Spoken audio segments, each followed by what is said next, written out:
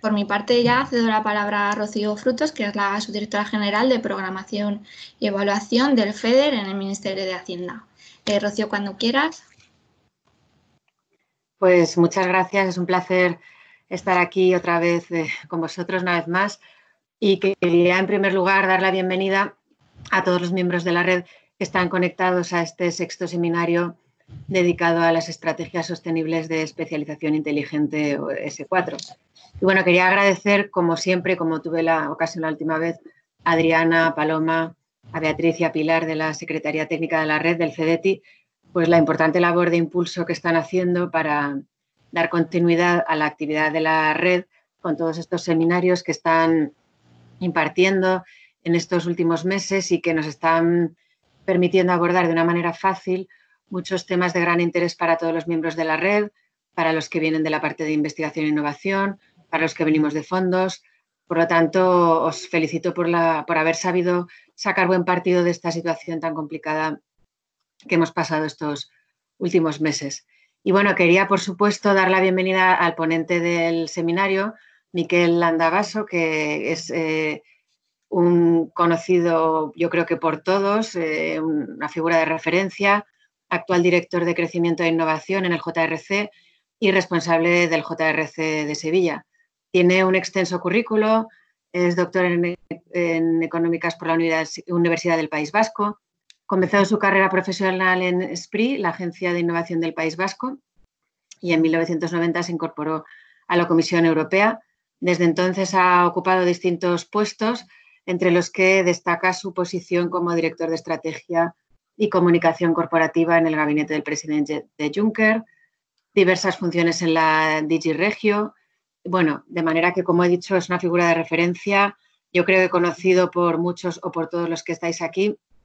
Y más allá de su excelente currículum, en el que sin duda me he dejado cosas porque no es posible, yo creo, decirlas todas en un corto periodo de tiempo, pues es uno de los padres y sobre todo impulsores de las estrategias de especialización inteligente. Por lo tanto, vemos con la presentación de hoy que Miquel sigue muy involucrado con las S3, como las llamamos ahora ya para el siguiente periodo, y que además va un paso más allá vinculándolas con la política de la nueva Comisión Europea y su Pacto Verde. Entonces, estoy segura de que es un tema muy interesante para todos nosotros y no quiero robarle más tiempo y paso a darle valga la redundancia, a Miquel, que seguro que nos va a contar algo muy interesante. Muchas gracias. Muchas gracias, Rocío. Y es un placer, porque he visto en la lista que hay un montón de amigos, Rafael, Lucía, Marta, Carmen, es como un flashback esto. Además, es que la última vez que estuve aquí, y la primera, fue hace 8 años, hablando de lo mismo. Así que es interesante ver hasta dónde hemos llegado, ¿no?, en este periodo.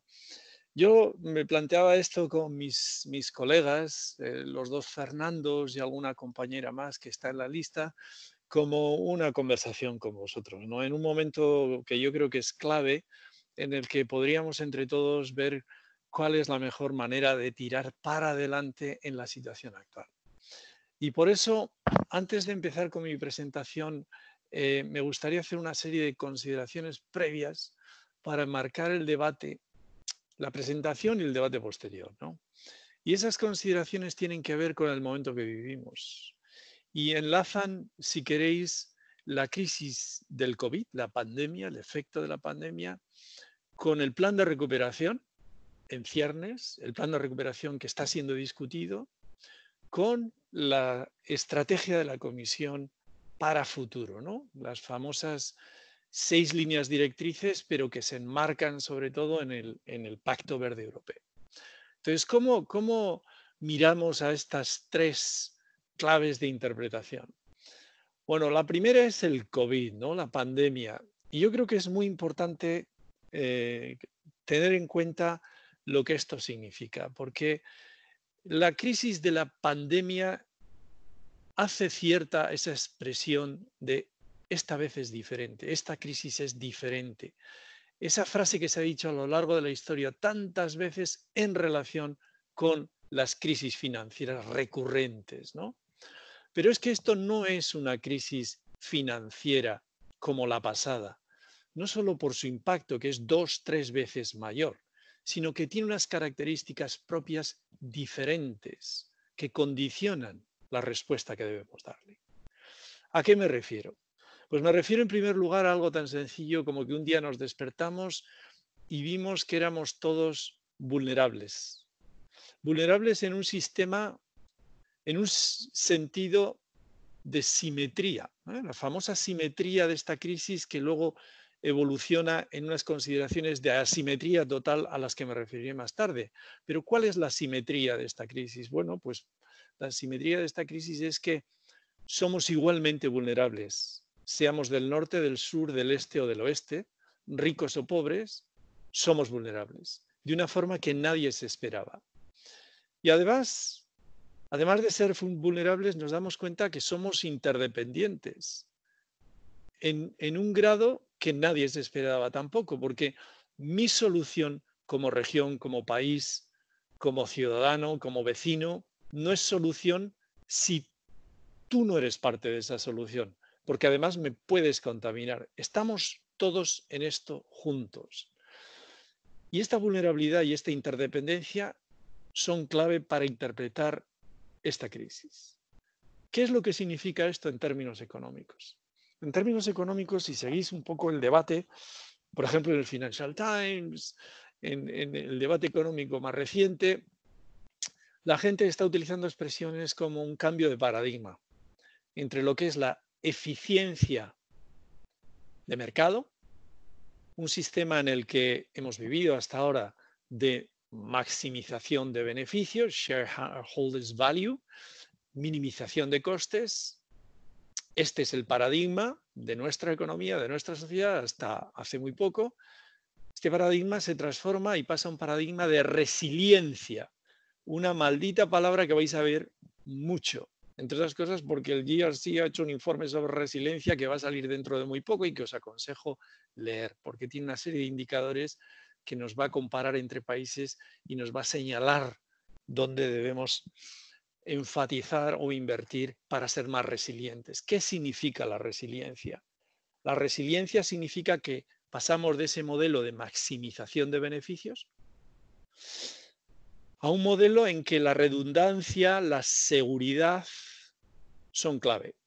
Un modelo en el que los economistas estos de los que os hablo empiezan a hablar de pasar del just in time al just in case. Pasar de cadenas de valor distribuidas por el mundo, profundizando la globalización, a unas cadenas de valor más cercanas, donde podamos controlarlas mejor y sobre todo en sectores en los que debemos ser autónomos, por autonomía estratégica de Europa, por seguridad, por redundancia, como es las cadenas de valor de los productos COVID que necesitamos para afrontar esta crisis, pero no solo.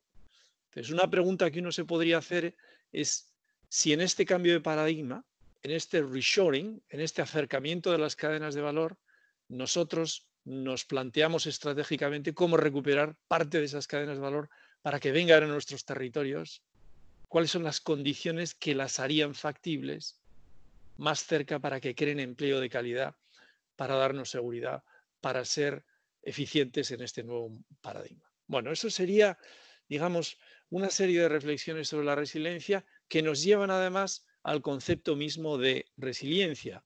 La resiliencia es la imagen del bambú. Es un bambú que es capaz de doblarse y que cuando pasa la tormenta se reincorpora.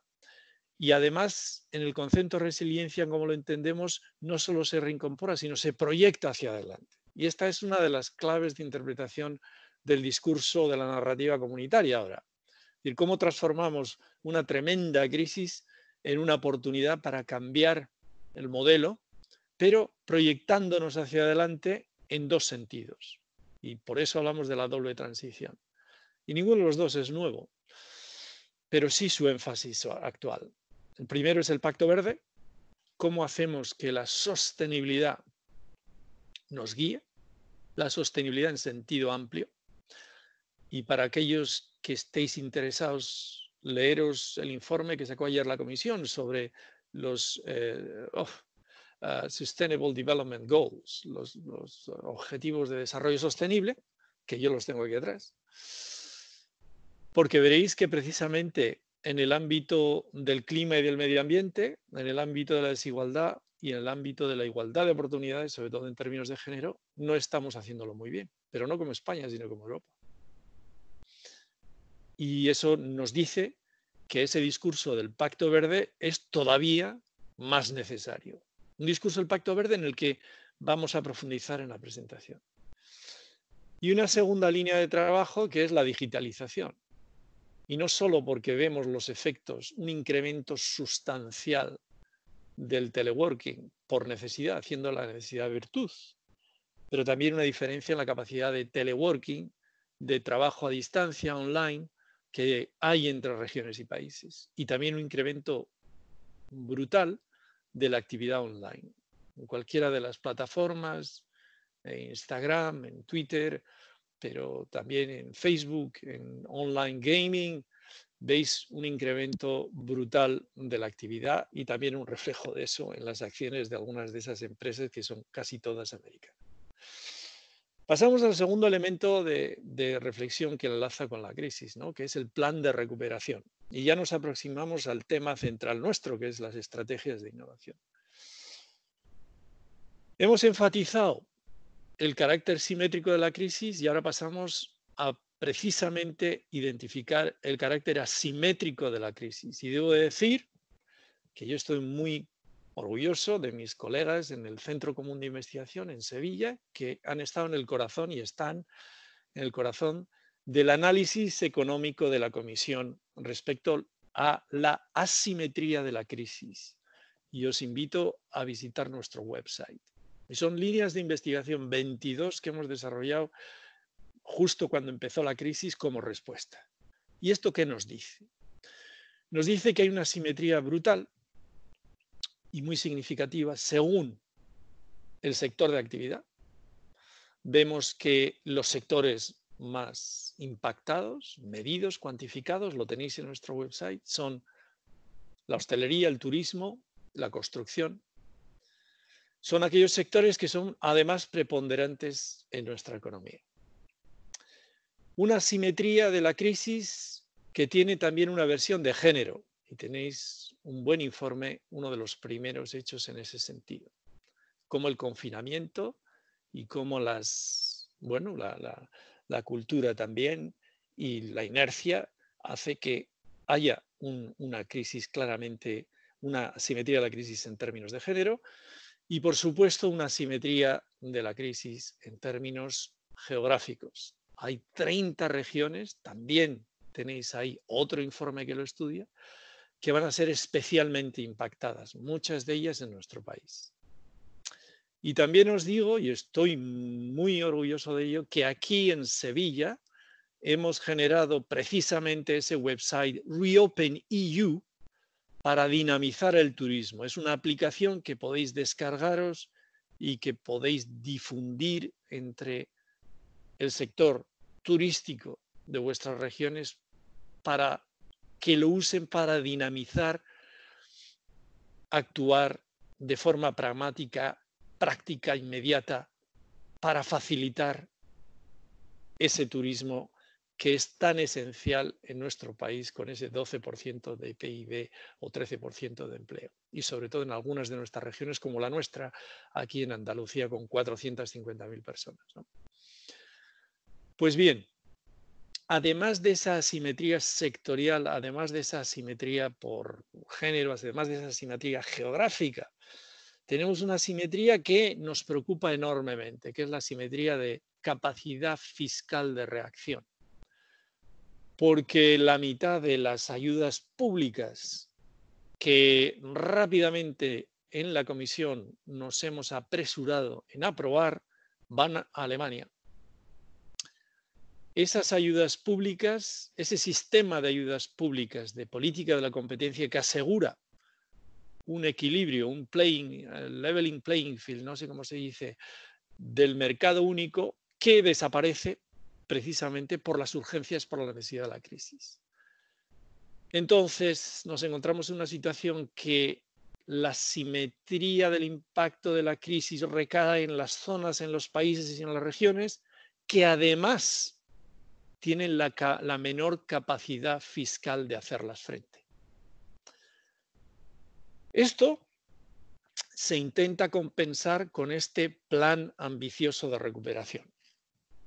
Ese plan ambicioso de recuperación que está en discusión, que los líderes discutieron el viernes, que esperamos que se apruebe junto con el paquete presupuestario nuevo, que incrementa los fondos estructurales en 55.000 millones para toda Europa, además, y que a España le tocaría una cifra indicativa de 140.000 millones. Pueden ser 130.000 y 120.000, esperemos que sea de todas maneras en ese orden de magnitud.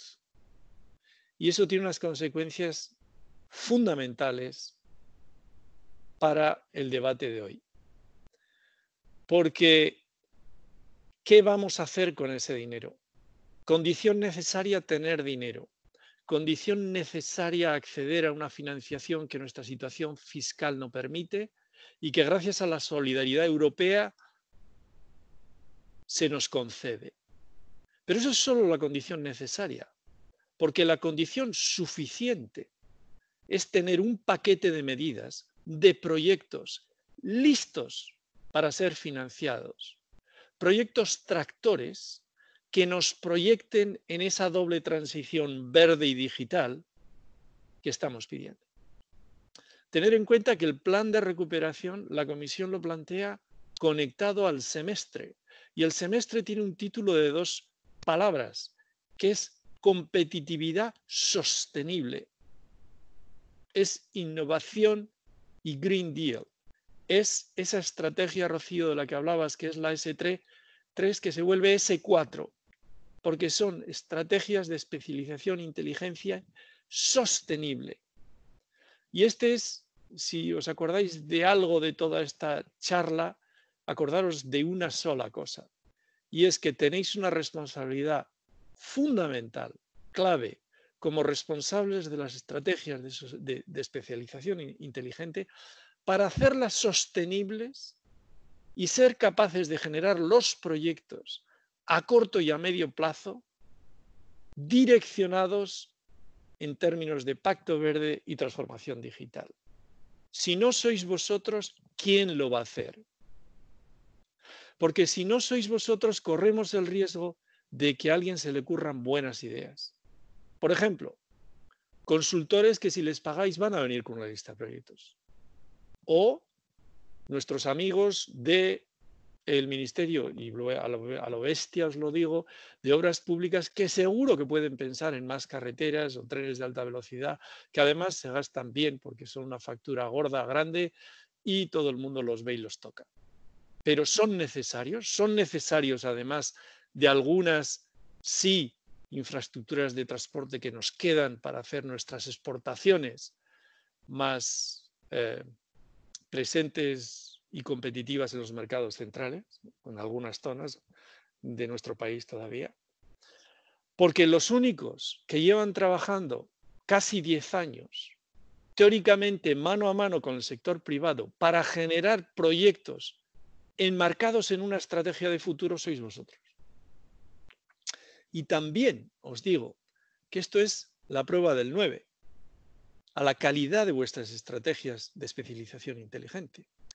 Porque si son solo una narrativa, si son solo una retórica, si son solo palabras definidas en estrategias de papel que lo aguantan todo, con palabras que les gusta a la Comisión Europea, mucha estrategia, mucho partenariado, mucho visión y toda esa serie de conceptos etéreos que todos utilizamos, nosotros los primeros, o son estrategias que responden a una realidad de cooperación real con el sector privado, capaz de catalizar y de forma inmediata proyectos estratégicos que cambien el modelo en el sentido de esa doble transición de las que estamos hablando, que apuntalen la resiliencia de nuestro sistema económico. Esto va a ser la prueba del 9.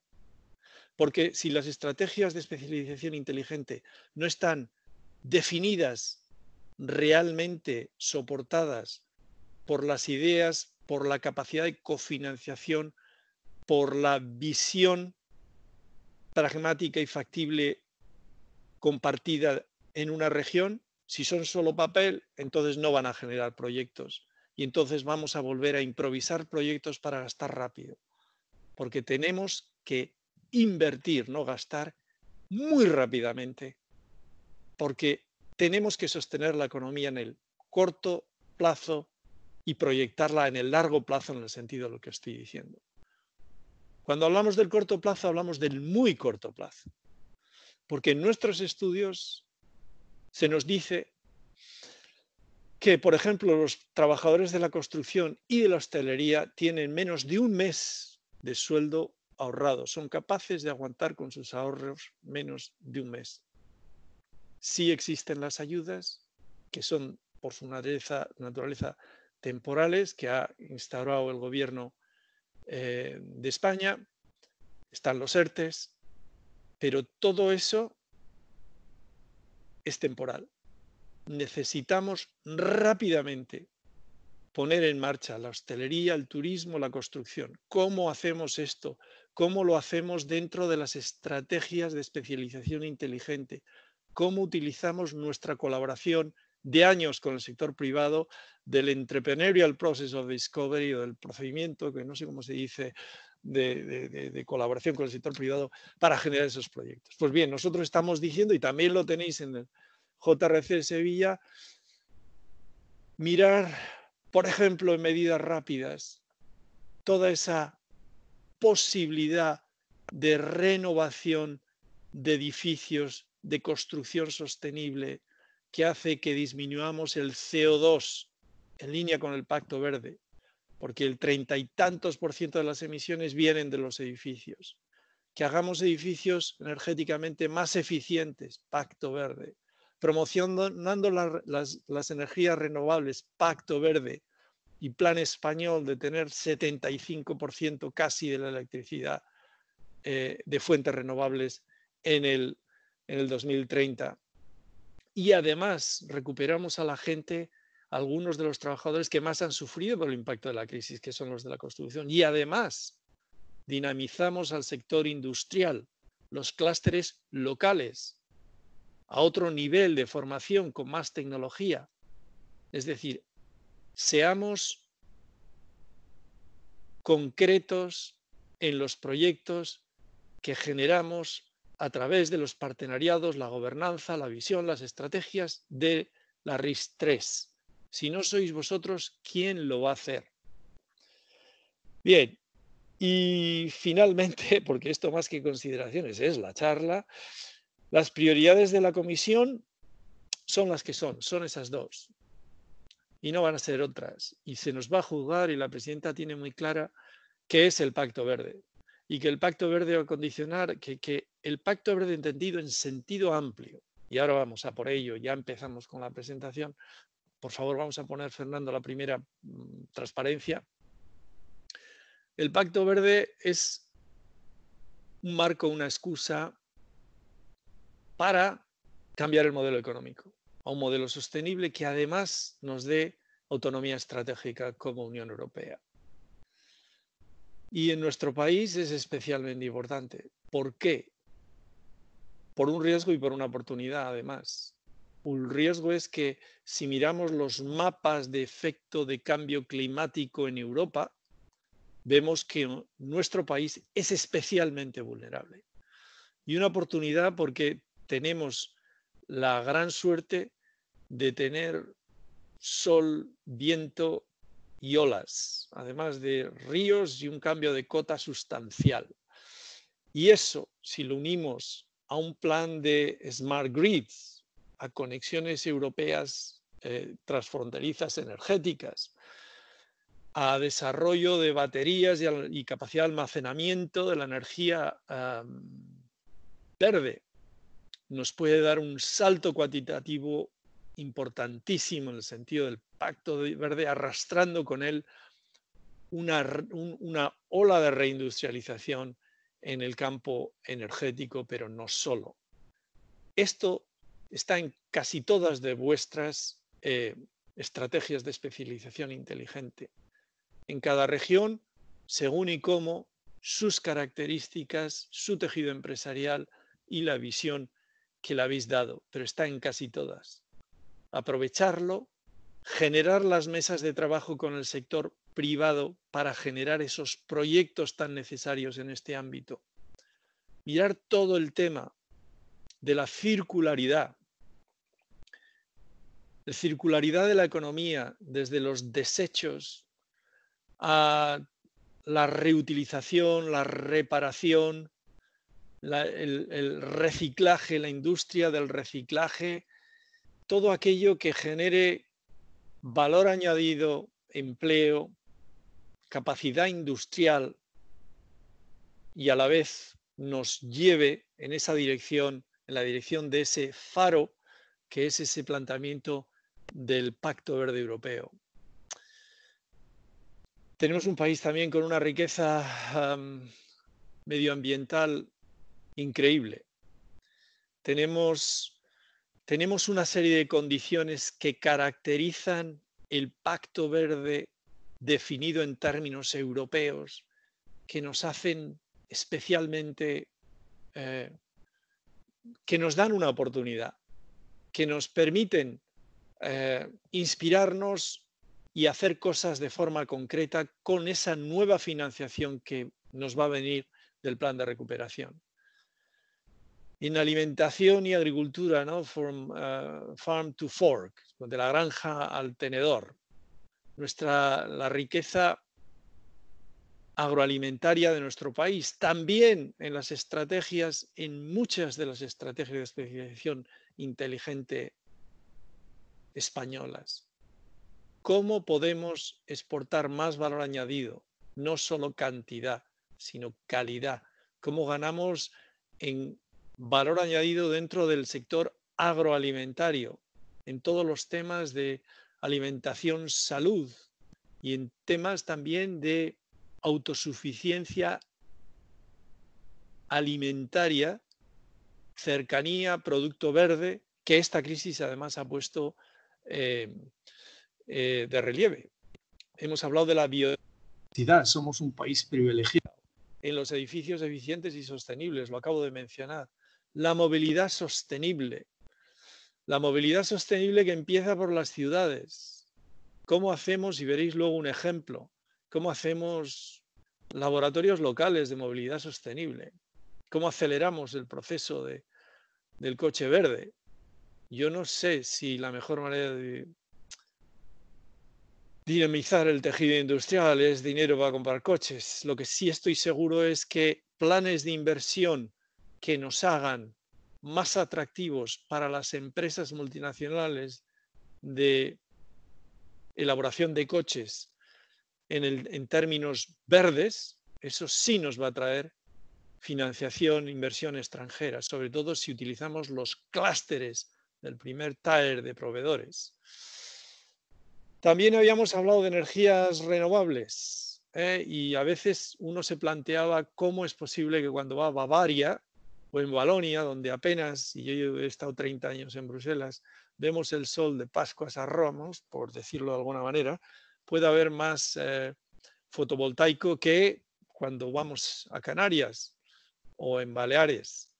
Eso está cambiando, pero hay que cambiarlo mucho más rápido. La segunda gran clave es la digitalización, ¿no? La transformación digital. ¿Esto es nuevo? No. Llevamos desde principios de los 90. Yo me acuerdo, porque fui responsable además de un primer programa que se llamaba Telematic, que cuando todavía no había Internet.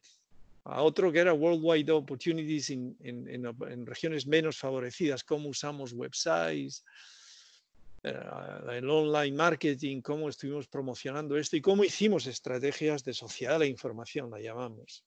Y algunas, por ejemplo, Extremadura, pioneras en España. Pero la digitalización va mucho más allá, hoy. Y tengo que deciros que tenéis a vuestra disposición uno de los principales centros de conocimiento en Sevilla sobre inteligencia artificial. Mis colegas de la unidad de inteligencia artificial están analizando todas las estrategias nacionales de inteligencia artificial. O cogemos el tren de la inteligencia artificial o hemos perdido un tren que nos podía llevar muy lejos. Es parte de esa nueva ola de industrialización. Lo mismo la plataforma de impresión 3D, una de las plataformas pioneras de la especialización inteligente. Y cuando hablaba, me viene ahora a la cabeza, y es importantísimo que sepáis que Andalucía, por ejemplo, lidera en esa plataforma, que son plataformas de aprendizaje, compartir y, a ser posible, cofinanciar proyectos en construcción sostenible. Construcción sostenible, plataforma RIS3, Andalucía liderando con otras regiones, apuntaros. La plataforma de 3D, con todas sus insuficiencias, dificultades, porque es una plataforma internacional fundamental. Teletrabajo. El teletrabajo es parte de esas asimetrías de las que os hablaba. Tenéis un informe, el primero, el único que yo he visto por ahora, del JRC Sevilla, sobre los porcentajes de teletrabajo posibles en los diferentes países, que muestra a las claras cómo los países del norte están más insulados, aislados, protegidos, gracias a su mayor capacidad de teletrabajo que nosotros, que por la especialización sectorial y quizá también por el nivel de formación tenemos menos posibilidades de hacer teletrabajo. Y ojo, el teletrabajo está aquí para quedarse en muchos ámbitos. Se va a otro modelo de empresa en el sector servicios en especial. Y esto también me gustaría enfatizarlo. Con este plan de recuperación, todas estas ideas, ¿qué es lo que va a pasar? Que el sector público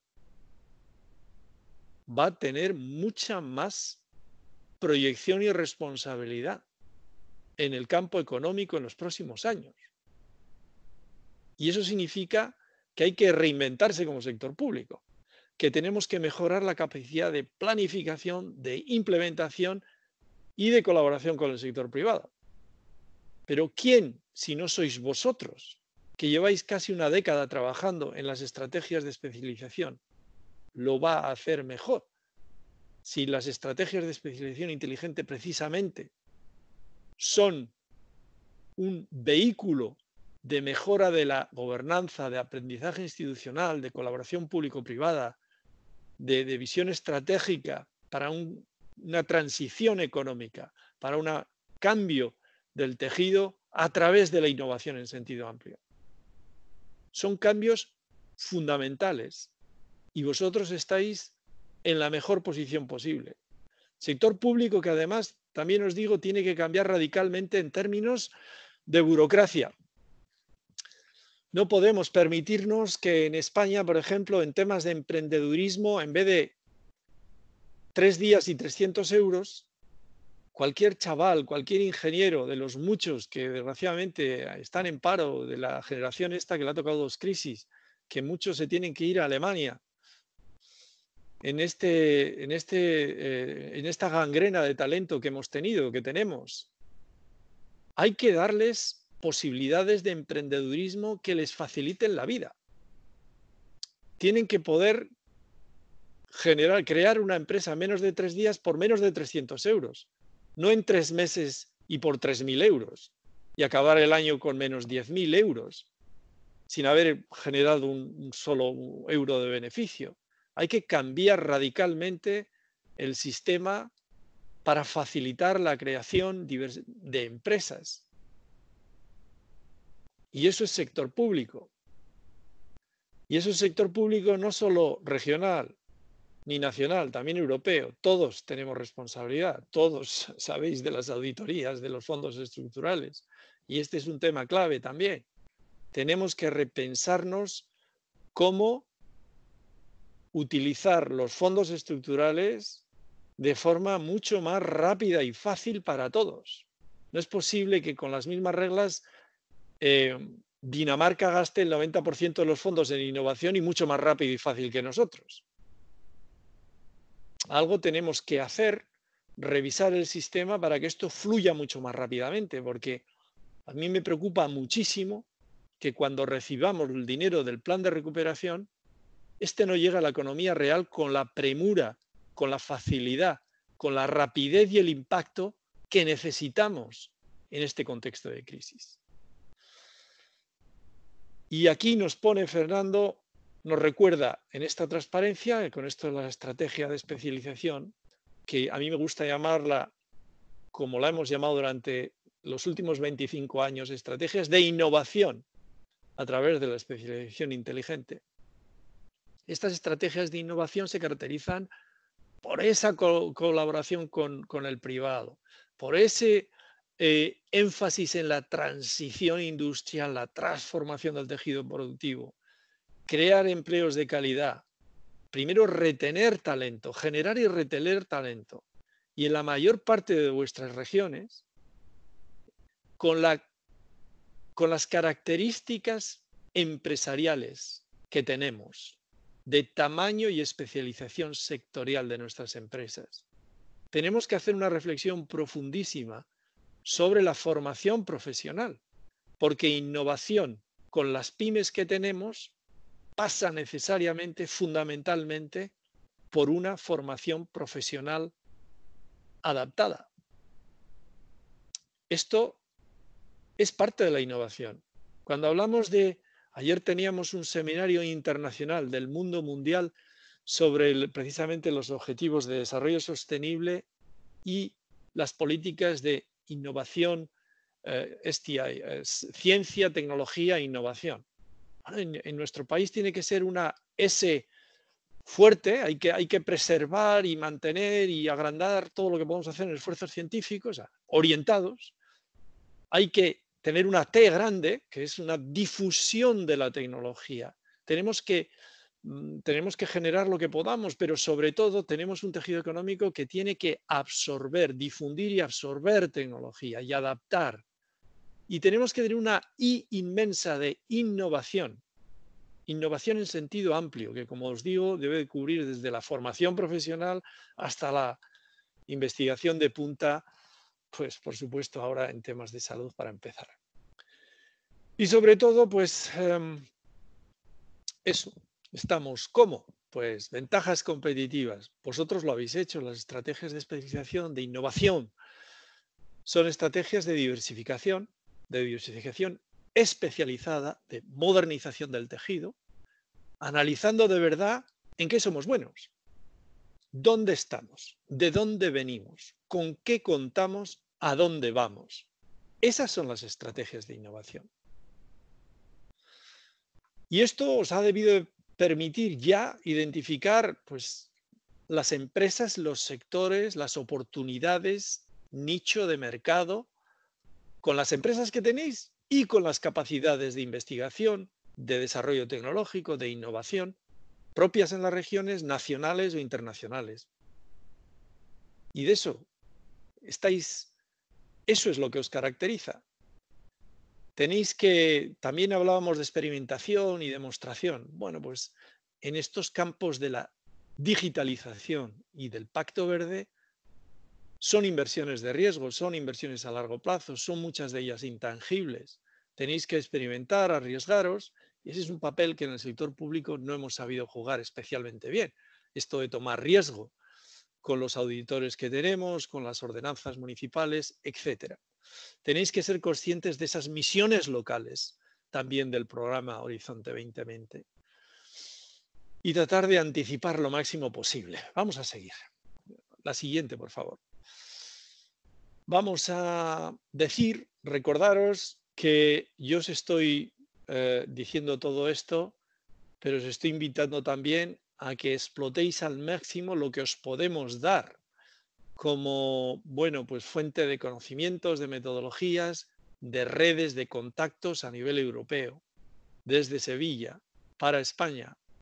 Y entre esas están las 32 plataformas temáticas o partenariados temáticos que son fundamentales. Apuntaros. Vamos a seguir, por favor. Y tenemos en esas plataformas posibilidades de aprender, de traspasar, adaptando las mejores prácticas, lo que funciona en otros países a nivel de proyectos, esos proyectos vitales que necesitamos generar. En Islandia vamos a seguir. Aquí los colegas me han puesto un montón de ejemplos. En el norte de Portugal, la fabricación circular. Mira, el norte de Portugal os lo daré como ejemplo de más de 2 años intentando desarrollar en la práctica las 7 ideas vertebradoras que conseguimos generar en partenariados público-privados, realmente con los empresarios, y no supimos y no pudimos financiarlas con el FEDER. Hay toda una reflexión sobre el sistema, ¿por qué no? Hablábamos de ¿cómo se llama?, del sastre electrónico en aquellos tiempos ya, del coche portugués, porque no tienen coche, pero tienen todos los elementos para generarlo, y cómo poner los centros tecnológicos, digamos, orientados en este sentido y desarrollar proyectos público-privados. No pudimos. Más de 2 años yendo allí para generando las ideas, teniendo la gente alrededor de la mesa, y no llegamos a financiarlo. Toda una reflexión de por qué no. Pero bueno, las cosas están cambiando. Hablo del año de la... En fin, de hace mucho. Vamos a seguir. Noruega. ¿Qué hace Noruega? Pues dice, bueno, voy a ser líder en el tema del coche eléctrico. Entonces, ¿cómo lo hace? Pues bueno, es un país con recursos para tener esa visión estratégica, financiarla, con el sector público liderando y con el sector privado detrás, y diciendo cuáles son las infraestructuras que necesito. Esto a pequeña escala en determinadas ciudades, ¿por qué no lo intentamos hacer? Vamos a seguir. La siguiente, por favor, Fernando. Las misiones locales de ciudades. Tenemos el Covenant of Majors, ¿no?, en el tema del clima y la energía. Es una idea excelente. Y creo que en la red Ágora en la que participamos, en la que hemos intentado ayudar a los alcaldes de España, y nos han invitado ahora todas las semanas, los martes, estamos intentando dar ideas y decirles, tenemos la mejor unidad de la Comisión Europea en planificación urbana, nuestra aquí en Sevilla y en Ispra. Utilizarla. Es gracias al Urban Digital Transform que tenemos la aplicación Reopen EU hoy. Esa aplicación de la que os he hablado y que tenéis que descargaros. Y que ha tenido 900.000 visitas en 4 días. Ya, vamos a seguir. Seguimos, por favor. Grecia, movilidad marítima del futuro. Vamos a seguir un momentito. En Grecia uno se pregunta cómo, siendo líderes en acuacultura, yo estaba en Atenas, una vez más, un ejemplo más que no llegamos a entender, discutiendo con una gente maravillosa de centros tecnológicos y una serie de empresarios innovadores en el tema de acuacultura, y desgraciadamente no conseguimos, o por lo menos al nivel de ambición que queríamos, que en los programas de desarrollo regional, en vez de aportar por la acuacultura, en la que eran líderes, en la que son líderes, en la que tienen la base tecnológica, pues no le inyectaban el dinero suficiente y iban a por otro tipo de inversiones muchísimo menos, en fin, probablemente eficientes, ¿no? Ojalá que eso cambie. Vamos a seguir. Movilidad marítima del futuro. Vamos a seguir, por favor. Perdona, Miquel. Voy a parar la presentación porque he cargado una que es anterior, Sí. que es un borrador. Me he equivocado. Disculpa, la No, cambio no te en un momento. preocupes. La cambio en Así un momento. Vale, no te preocupes. Seguimos sin presentación. Y he visto que movilidad, alguien lo ha escrito con B por ahí. Sí, es que no está ese borrador, perdona, lo siento mucho. Nada, no te preocupes. Disculpadme todo, por favor. No te preocupes. Fernando, Además, si no puedes... es una oportunidad me quedan 2 minutos.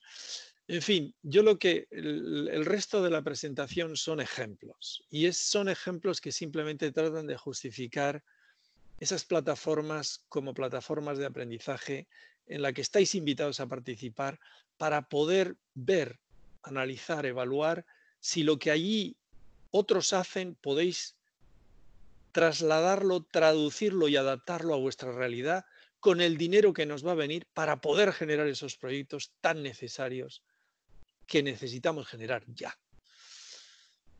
Mi mensaje final es: tenéis un aliado estratégico de conocimientos, si queréis, en nosotros, en Sevilla. Estamos aquí, no estamos en Holanda o en Alemania, estamos en España, estamos en Sevilla y queremos aportar, queremos corresponder con la sociedad que nos ha acogido. Aprovecharos de esta oportunidad y analizar por vosotros mismos si podemos ser útiles o no. Y lo segundo, y con esto acabo, y así hablamos más con las preguntas y más en bilateral, creo que estamos en un momento histórico.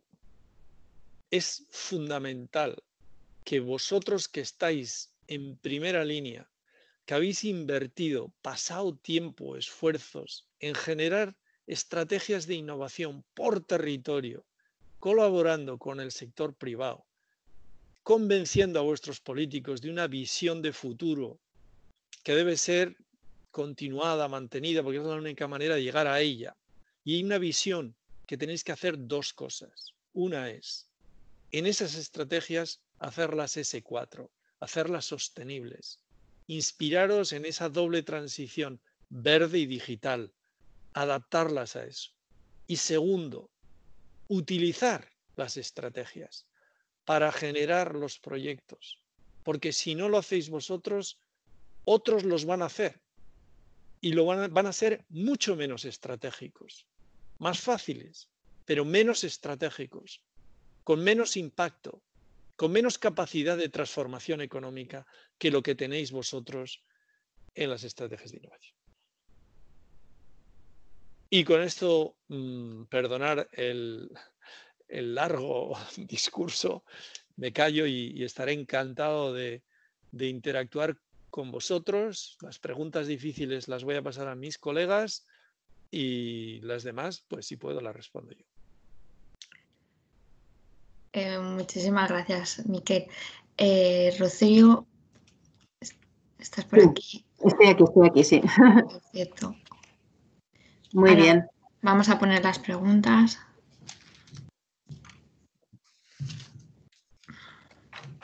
A ver, no veo las preguntas. Sí, se está cargando, un segundito. Un segundo, estamos Bueno, en ello, pero... Quería aprovechar para felicitar a Miquel por algunas cosas que ha dicho porque creo que las has explicado fenomenal, de verdad, no es, sé que se suele decir, pero lo has explicado muy bien y además algunas dudas que yo tenía, pues ¿qué quiere decir cuando hablamos de resiliencia? Que es un concepto que no es económico ni de que viene de otros ámbitos de la vida, pues creo que lo has explicado fenomenal, cómo se aplica a una estrategia de especialización, cómo se aplica a la economía, el nuevo paradigma, el tema de ayudas públicas que has comentado, que también, bueno, eso, la verdad que a nosotros nos preocupa mucho el tema del level playing field, que al final los países con más recursos fiscales tienen más posibilidad de hacer uso de este instrumento. Pero bueno, ya tenemos las preguntas y si queréis vamos a empezar por las de arriba, que son las más votadas. Y bueno, esta me parece interesantísima y en línea con algo que has comentado también en la intervención cuando has hablado de Dinamarca y I+D, pero bueno, seguro que hay más ámbitos. Dices, ¿podrías sugerir algún cambio para el FEDER que permitiese una ejecución más alineada de los fondos con el Green Deal? Gracias, Rocío, por tus amables palabras y también por esta pregunta difícil, porque cuando has tenido responsabilidades en esto y te sales es fácil decir lo que hay que hacer y sabiendo lo difícil que es desde dentro cambiarlo, pues estás en una contradicción. Pero voy a intentar decíroslo de forma sencilla. Hace falta un reglamento del FEDER de 10-15 páginas en el que prime no las consideraciones de auditoría, sino las consideraciones de desarrollo económico, de estrategia económica, escrito por economistas del desarrollo, no por auditores. Y eso significa también que tenéis que ver la fórmula que usan otros países para gastar mucho más rápido y de forma más fácil, estando sujetos a las mismas reglas. Porque no puede ser, y lo digo entre nosotros y con todo el cariño, porque fue precisamente cuando yo estaba negociando, y el otro día hablé con él, con José Antonio Zamora, el 2007-2014, cuando se nos bloqueó el sistema, habiendo sido el país que mejor y más gastaba hasta mediados de los años 2000, se nos gripó el sistema y hoy, desgraciadamente, somos uno de los países, si no el más retrasado en gastos, o por lo menos en planificación del FEDER, y de gastos andamos por ahí en la cola. Sí es cierta la última información que me han dado. Entonces, ¿qué es lo que hay que hacer? Bueno, pues hay que hablar con el IGAE. Tenéis que poneros de acuerdo, tenéis que coordinaros interinstitucionalmente, porque aquí no sale nadie solo de esta. Lo local, lo regional, lo nacional, en línea, a través de las estrategias de innovación, porque habláis el mismo lenguaje, porque os conocéis, porque habéis trabajado juntos, y después trasladarlo a los compañeros del FEDER y decirles claramente, sí, esto sí se puede hacer así, porque mira, estos lo hacen así. Miraros, ¿cómo es posible que Polonia esté gastando mucho más rápido esos 80 y tantos mil millones de euros que nosotros? Con la experiencia que tenemos, con la capacidad de planificación que tenemos. Eso es una pregunta que nos tenemos que hacer y todos y encontrar una solución. Y hablar con los amigos de auditoría, del IGAE, de fondos y montar un sistema que sea muchísimo más streamline. No sé cómo se dice. Una ejecución más alineada con los fondos, con el Green Deal. Nosotros ya montamos unas condicionalidades que iban en el sentido del Green Deal, vosotros lo sabéis bien.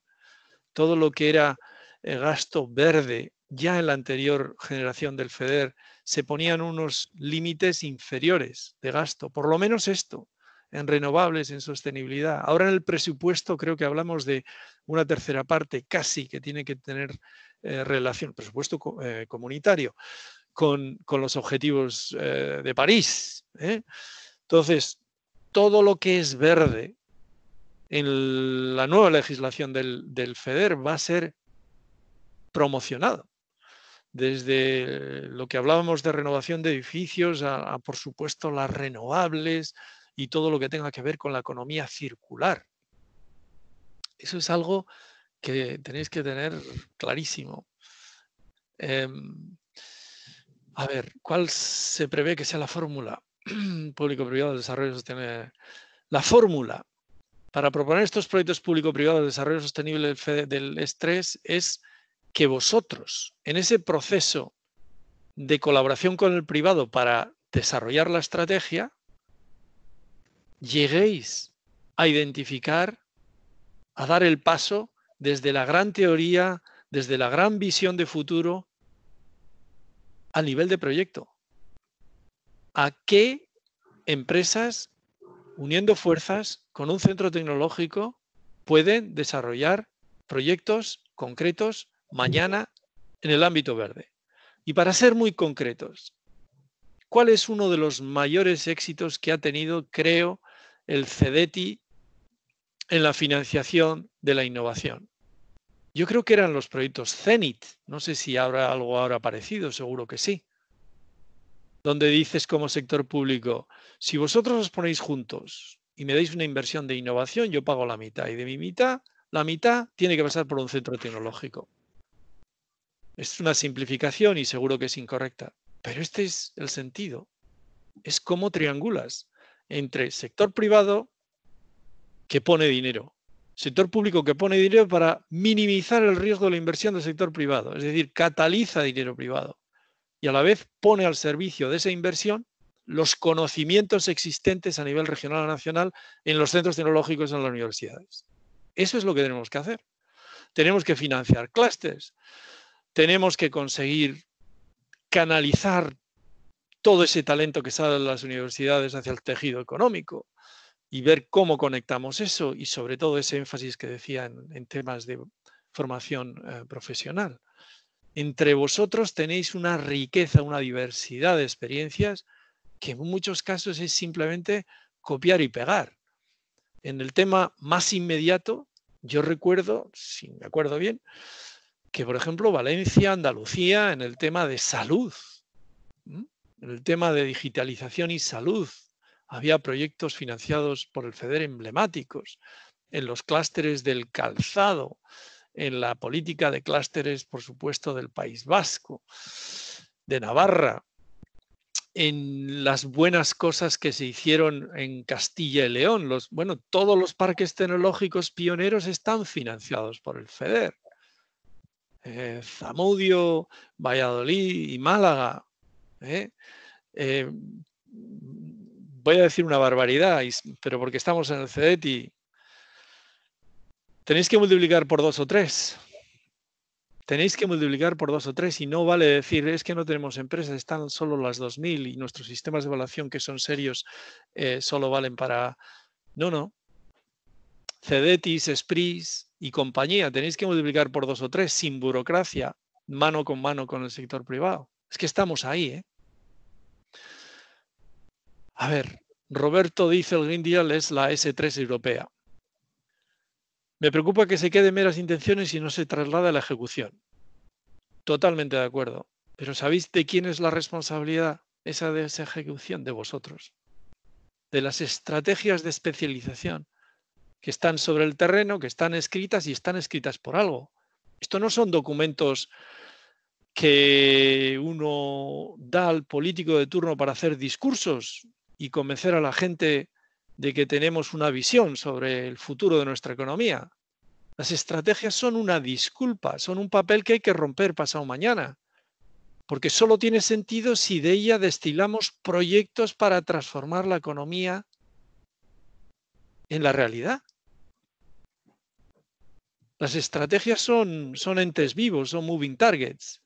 Hay que irlas alimentando, evaluando, transformando, cambiando a través de la experiencia que adquirimos de trasladarlas, traducirlas en la realidad a través de proyectos y con dinero.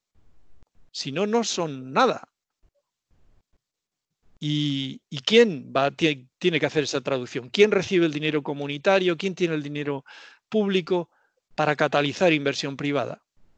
Y acostumbraros también, y esto eleva el nivel de complejidad de vuestra función, a mezclar subvenciones con garantías, con créditos. La famosa ingeniería financiera que nunca terminamos de hacer del todo bien en los fondos, pero que el plan Juncker ha demostrado que se puede hacer con unos resultados contantes y sonantes, creo que se dice. ¿Y sabéis de dónde viene la evaluación del plan Juncker? Pues de los colegas de Sevilla, porque tenemos aquí algunos de los mejores modelos económicos que se utilizan por la Comisión y es donde se ha medido el impacto sobre el empleo, sobre el PIB del plan Juncker. Y salió bien, a diferencia de lo que decían todos al principio. Y salió también en los lugares donde nadie esperaba que saliera. Portugal, Grecia, España. Así que inspiraros también en por qué salió y cómo salió.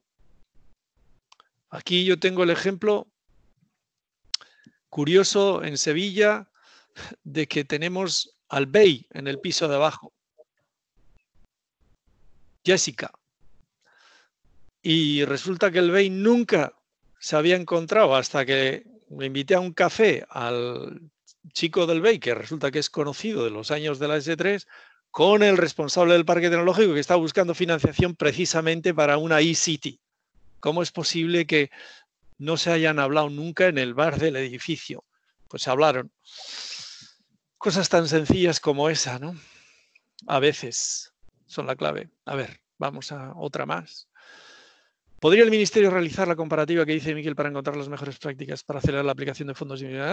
La respuesta es sí. Y les invito a Rocío y a los amigos a que lo hagan. Daros una vuelta por otros países. Erais los mejores en la Unión Europea y luego hubo ese colapso que tiene que ver mucho con temas de auditoría en las que yo no soy especialmente bueno, pero que tienen solución y tenéis que encontrarla. ¿Cuál es la relación entre el Pacto Verde y el Horizonte Europa? Bueno, los colegas del Horizonte 2020 están hablando cada vez más del tema del Pacto Verde y han dicho que el Pacto Verde y la digitalización van a enmarcar su oferta a futuro. El Pacto Verde es lo que la presidenta ha dicho. La presidenta ha dicho, el COVID va a encontrar una vacuna, el cambio climático no tiene vacuna. El Pacto Verde es la apuesta, es la especialización inteligente de la Unión Europea. Eso va a estar con nosotros años y es por lo que se va a evaluar esta comisión en particular. Ya no serán hombres de negro, serán hombres de azul. ¿Qué nos pedirán como condiciones habilitantes y cumplimiento de marcos de rendimientos para recibir NGV, que no sé lo que es? Bueno, espero que sean mujeres, más mujeres y de colores, no solo hombres de negro y de azul. Y las condiciones, pues bueno, las tenéis que negociar también como país. El melón del reglamento del FEDER y de los fondos lo tenéis que negociar para que sea más fácil, más comprensible y no de auditores, sino de economistas del desarrollo. Relación entre Pacto Verde y Horizonte. Digamos que el Pacto Verde, si miráis esas características del Pacto Verde o su declinación, veréis que la mayor parte de la forma en que se declina necesita de la innovación y la tecnología para poder hacerse realidad. Esa es quizá la relación entre Pacto Verde y digitalización. No hay renovables sin smart grids.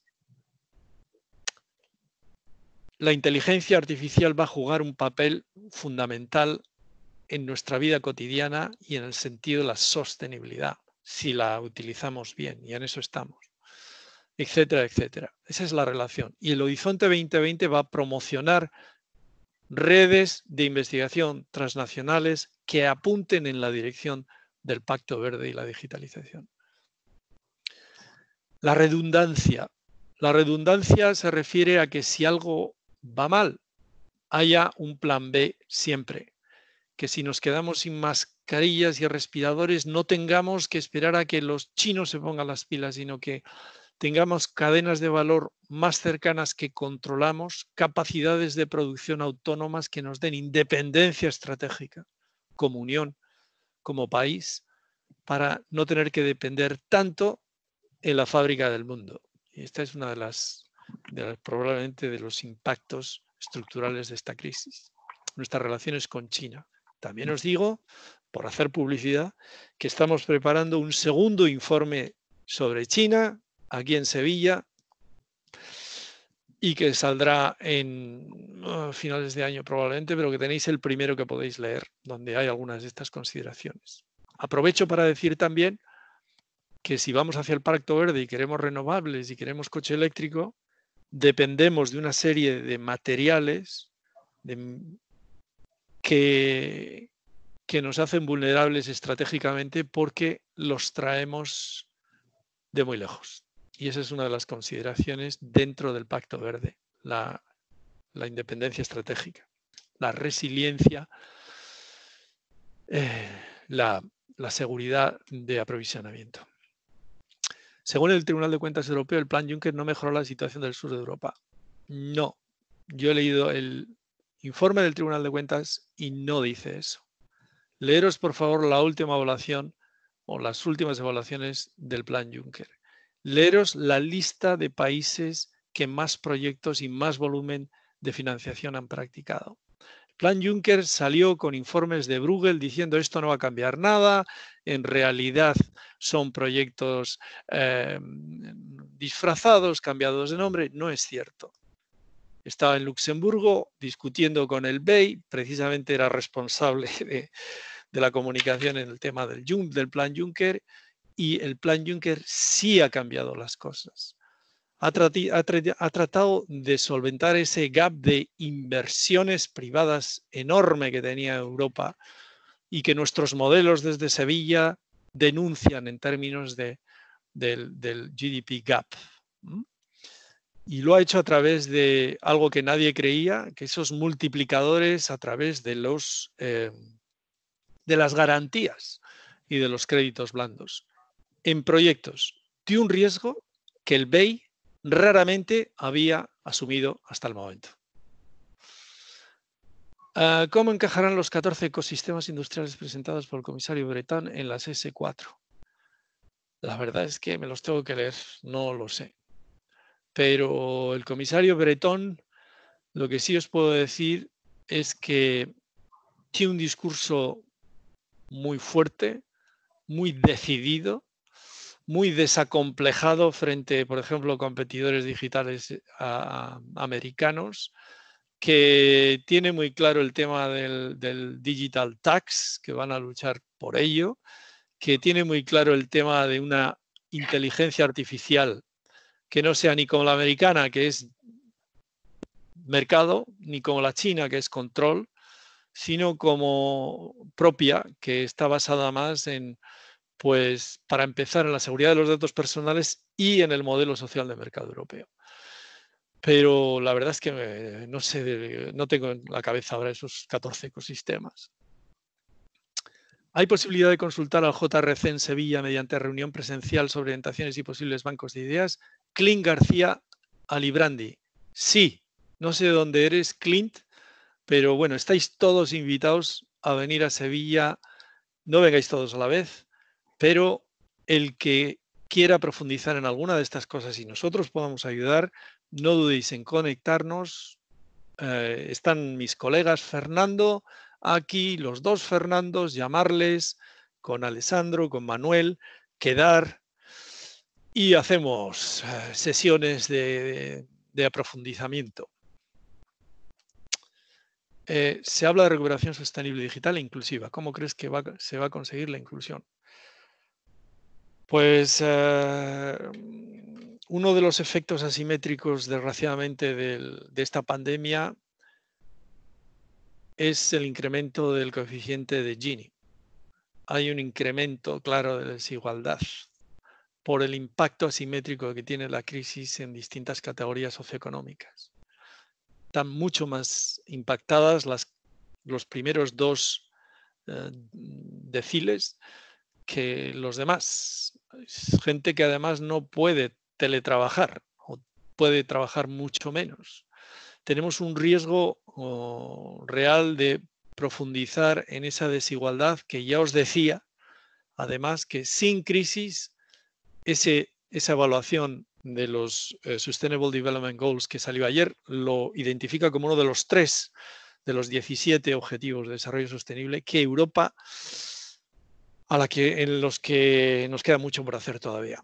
Entonces, o hacemos una recuperación sostenible y digital que sea inclusiva, o nos cargamos el modelo social de mercado y con todas las consecuencias que eso puede tener en términos de disparidades, de desigualdades dentro del mercado único, de consecuencias políticas también no queridas. Entonces, la inclusión es parte de esa concepción del Green Deal, que es social, medioambiental y económica. No va a haber recuperación si no salimos todos juntos de esta, como sociedad y en términos de regiones y de países. Y para eso tenéis los fondos estructurales, que son una expresión de solidaridad, y ese plan de recuperación, que también es una expresión de solidaridad de una Europa que ha reaccionado al principio mal, con fronteras nacionales, tarde, sí, y por eso se excusó nuestra presidenta en el Parlamento de haber dejado sola a Italia, pero ahora de forma contundente y yo creo que muy positiva. Y esto es lo que tenemos que conseguir ahora en la negociación. Que salga rápido, que salga en julio el plan de recuperación y que lo usemos bien.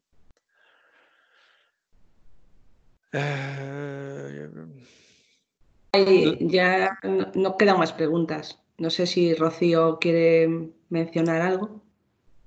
No, yo tan solo agradecer. No tengo nada más que mencionar. Creo que han sido muy interesantes las preguntas y las respuestas y no tengo ninguna pregunta que añadir.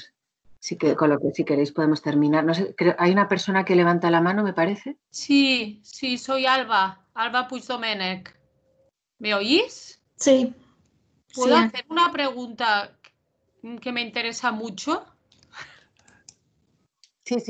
Bueno, si Miquel tiene tiempo. Sí, Miquel tiene tiempo. Lo que pasa. Sí. Es un momento, mira.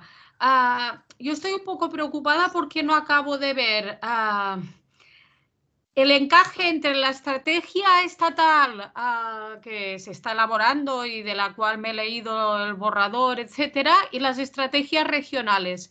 Entonces lo he preguntado muchísimas veces y lo he hablado con Cristina Moneo y tal.